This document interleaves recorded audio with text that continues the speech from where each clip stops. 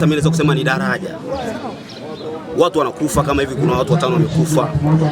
Tangu hapa na daraja tayari tungo tunavuka. Unaona, lakini daraja hakuna. Hili daraja sio la leo. Tumeanza kudanganywa muda mrefu kuanzia enzi ya Cyril Chami akiwa waziri wa viwanda, biashara na masoko. Amekuwa mbunge kwa miaka mingi sana hapa. Tumedanganywa muda mwingi, tunaambiwa daraja. Mimi labda niseme jambo moja tu, serikali. Sina mambo mengi sana. Sisi vijana tunatamani tuendelee kufanya kazi zetu na tuunge serikali yetu mkono. Lakini kwa namna ambavyo serikali kama serikali inanyamazia mambo kama haya yanatokea, hadi watu wanakufa kwenye maji, ndugu zetu wanakufa kwenye maji, watu wanadumbukia mtoni, hiki tunaumiza sana. Tunasema daraja, kama ni daraja kweli basi tuone kwa vitendo, sio kwamba wanatuambia daraja wanaingia mitini. Hapana, tumechoka chemchem, tunataka daraja, tunataka barabara. La pili pia kwetu hapa chemchemu hapa hospitali hakuna, na zahanati tulionayo hapa unakuta madawa ni hakuna. Hichi kijiji kama vile kimetupwa. Sisi ndio tumepata changamoto, au watoto wetu wamepotea. Kwa ajili ya nini? Kwa ajili usumbufu, hakuna daraja.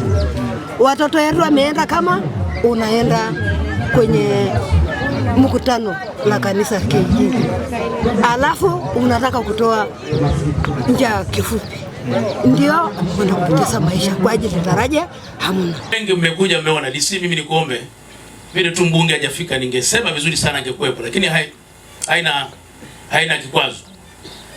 Mkurugenzi, utafahamu tangu tumefahamiana, kwa kumbukumbu nilizonazo, nimesimama kwenye baraza la madiwani mara 19 tangu nimekuwa diwani nikiomba barabara na daraja la chemchem. Wako baadhi ya viongozi hatuelewani vizuri, hasa wa baraza lililopita, wengine hata salamu hazikuja, lakini ni kwa sababu nilikuwa naomba shule ya sekondari, nilikuwa naomba daraja. Tunakushukuru mmea shule ya sekondari hapa karibu, lakini tunaposhukuru hawa ni Watanzania, na ninashukuru zaidi kwamba wewe pamoja na Mheshimiwa DC pamoja na Mheshimiwa mbunge ambaye ashakuja mara kadhaa, mmekuja mmejionea pamoja na wingi huu, lakini 100% tumepita kwenye kivuko na sio daraja. Hawa hawana dhambi yoyote inayowafanya wasipate daraja. Kinatia faraja sote. Hawa ndugu zetu 5 pamoja na watoto, wanafunzi wangu 2 taifa la kesho lile, walikuwa katika safari ya kwenda kumwabudu Mwenyezi Mungu na wamefariki hata kabla ya kufika kule, lakini tayari walishakuwa na imani hiyo.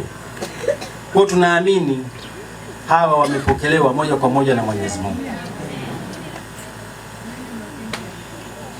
Lakini napenda nizungumze na nyie mambo kama 4 ambayo pia yamesemwa hapa. Jambo la kwanza, tuzungumze barabara.